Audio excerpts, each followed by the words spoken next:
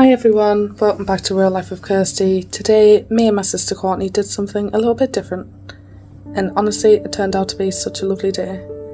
We came to the Kiln Studios in Gateshead to try some pottery painting. If you've never been somewhere like this before, the way it works is actually really simple. You book a time slot online. Ours was a 2-hour session, which guarantees you a table when you arrive.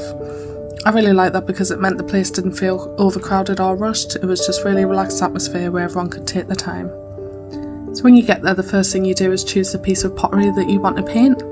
There are lots of options: mugs, plates, bowls, ornaments, loads to pick from. Each item has its own price, and that price actually includes everything: the paints, brushes, tools, and then afterwards they glaze and fire it for you in the kiln so that it becomes a proper finished piece of pottery. One thing that really stood out was how helpful the staff were.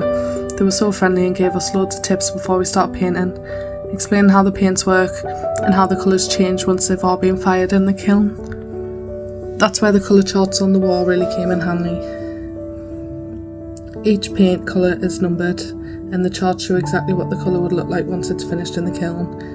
It even shows how the colour changes depending on how many layers you apply, so you can get a really good idea of what your finished piece will look like. Once you've chosen your pottery, you just take it back to your table, start designing with the pencil, and then start painting. There are so many brushes and tools. One of the things that was really cool was each paint colour also has a little squeezy paint pen, which makes it much easier to do fine lines and details if you wanted to add something more precise. The whole atmosphere was honestly just really calm and relaxing. People were chatting, painting, taking the time. It's a really nice way to slow down for a couple of hours. They even have a cafe there with lovely coffees, hot chocolates, tea, etc. Courtney and I definitely spent a bit of time deciding on what designs we were going to do. Probably longer than the actual painting, but that's part of the fun. Once you're finished, you leave your pottery there and the studio staff glaze it and fire it in their kiln. That's what gives it that shiny finished look and makes it food safe. If it's something like a mug or a bowl, then you just come back and collect once it's ready. And I'll be honest, this is something definitely a bit different from my usual fishing content, but apparently I still can't escape fish, because the bowl I painted ended up being a koi carp bowl, which probably tells you that I've always got fish on the brain. But if you're looking for a really chilled activity to do with friends, family, or a date, this is honestly such a lovely idea. Yet slow down, be creative, and leave with something you actually made yourself. So the big question is, who's turned out better, mine or Courtney's? I think it looks alright. You see all the light brush strokes and everything? Because I got bored with it, didn't You I? missed a bit of the back. Did I, man? What's this bit really?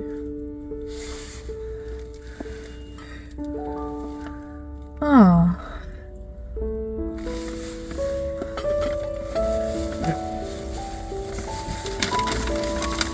Looks like penguins.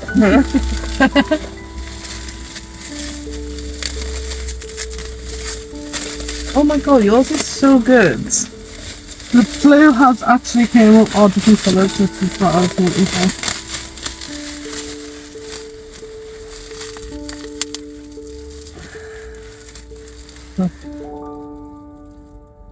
Oh my god, that's so real.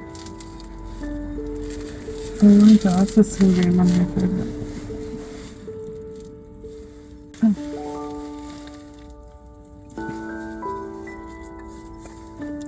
Right, I've missed a few bits there. At least we know what to do for next time. Maybe I've done it with the same colour that was like the base colour.